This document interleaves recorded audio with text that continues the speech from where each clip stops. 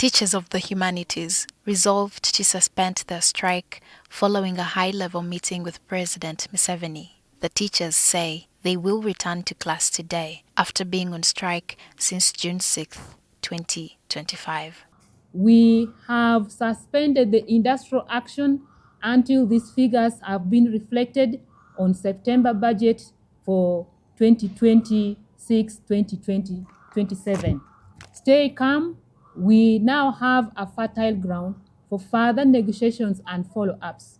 The teachers went on strike protesting against government's delays to equalize their salaries with those of their counterparts in the sciences. President Museveni made several promises to the teachers during the meeting. The president has also offered humanity teachers a SACCO money to the tune of 20 billion to currently help supplement the enhanced salary and reduce the loans burden from the union registered members. The president pledged the technical teams to design a method or program on how humanity teachers' children can be sponsored and get free tertiary education. The most important of these was a plan for a salary increase that will happen in phases over the next 4 years, starting in the financial year 2026-2027. Over about 509 billion was required in terms of additional wage provision. The import of that is that we should be able to pay 25% of that 509 billion each year. The government is also planning to spend over 540 billion shillings to improve living conditions for teachers, many of whom travel long distances to work and live in poor conditions. This being a one-off expenditure, we could begin anytime, provided we find the necessary resources.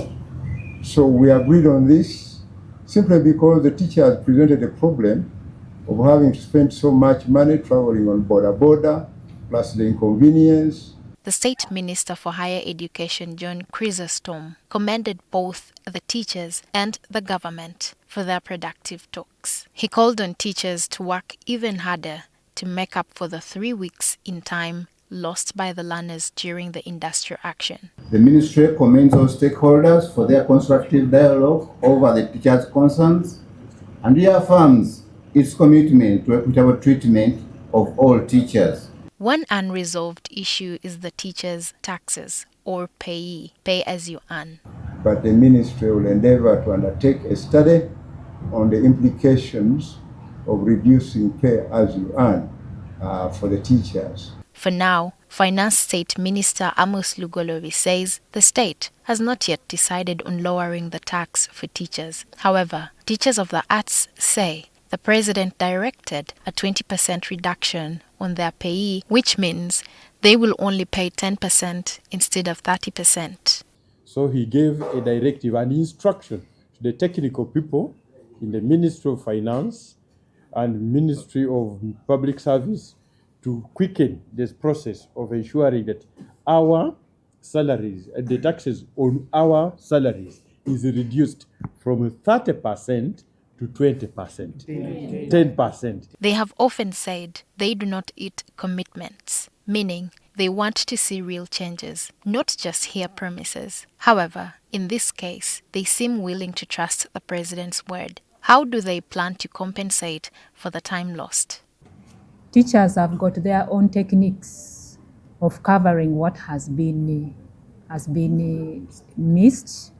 We have extra lessons, we have remedial lessons, we have weekend lessons that teachers are going to cover up. They are closely watching to see if the government keeps its promises. Lydia Felly Akullu, NTV.